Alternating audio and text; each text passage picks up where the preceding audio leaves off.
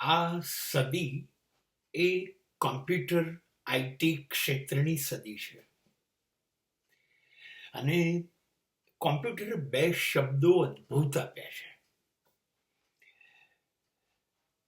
એ દરેક માણસે જિંદગીમાં ઉતારવા જેવા છે. એક છે અપડેટ અને બીજું છે ડિલીટ. ડિલીટ એટલે જે નકામું છે, ઉપયોગમાં નથી, એને કાઢી કાઢો. અને અપડેટ એટલે જે તમારામાં નથી, ખૂટે છે, એ ઉમેરતા જાઓ. આ બે શબ્દો કોમ્પ્યુટર ટેકનોલોજી માટે તો અદ્ભુત છે, પણ મને જિંદગી માટે અદ્ભુત લાગે છે. જે નકામું છે એને ડિલીટ કરો, કાઢી કાઢો. હવે તમારી જિંદગીમાં નકામું શું છે એ તો તમને ખબર જ છે કે મારી જિંદગીમાં આટલી વસ્તુઓ ખરાબ છે. હું જુઠ્ઠું બોલું છું, હું ગુસ્સો કરું છું, હું લાલચુ છું, હું લોભી છું, હું કેટલી બધી અર્થ વગરની પ્રવૃત્તિ કરું છું.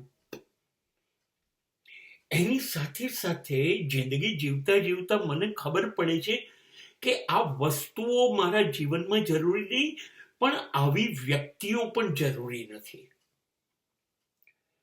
આ વ્યક્તિઓ, આ માણસો, આ સંબંધો, આ લાગણીઓ આ મારે જરૂરી નથી. તો એને કાઢતા રહો, એને જિંદગીમાંથી બાદ કરી નાખો. જે પોતાના દુર્ગુણ છે એને તો બાદ કરીએ જ. આપણી નવાઈ આપણને ખબર છે, એને બાદ કરતા જઈએ, ડિલીટ. પણ જે સંબંધો, જે વ્યક્તિઓ આપણને જીવનમાં ઉપયોગી નથી, નડવાની જ છે, નડ્યા કરે છે અને જીવનને ઊંધા પાટા પર લઈ જશે, હા, તો એને પણ તમારી જિંદગીમાંથી બાદ કરી નાખો. તમારા લિસ્ટમાં એ ના હોવા જોઈએ. આને ડિલીટ કહેવાય અને એ જીવનમાં ચાલે. અને જે પણ જિંદગીમાં ખૂટે છે, તમારામાં જે ખૂટતું હોય, મારામાં સંગીત ખૂટે છે, રમત ગમતનું જગત ખૂટે છે, નૃત્ય ખૂટે છે, અભિનય ખૂટે છે, જનરલ નોલેજ ખૂટે છે, રીડિંગ, રાઇટિંગ, વિવેક, એક્સરસાઇઝ, ફિટનેસ, ખોરાક, મારામાં જે કંઈ પણ ખૂટે છે એ બધું હવે હું ધીરે ધીરે ઉમેરતો જાઉં. એ અપડેટ કરી કહેવાય જિંદગીને. દરેક મિનિટે જિંદગી આગળ એક પગલું ચાલશે. એવી જિંદગીને બનાવવી અને બહુ જરૂરી છે. કેમ કે બધી વાતમાં એવું કહીશું, ના મને ના ફાવે, મને નહીં આવડે, તો આ સદી તો ધસમસતી છે. એ ચંદ્ર ઉપર અને મંગળ ઉપર ગયા પછી અટકતી નથી, તો સૂરજ ઉપર જાય છે. તો તમે હવે એવું કહો કે નહીં યાર, મને નહીં આવડે, મારે એમાં રસ નથી લેવો, તો પાછળ પડી જશો. તમારે નવું સ્વીકારવું જ પડશે, ઉમેરતા જવાનું, રોજ ઉમેરતા જવાનું.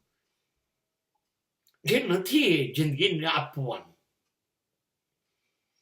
વસ્તુઓ, ગુણ અને વ્યક્તિઓ.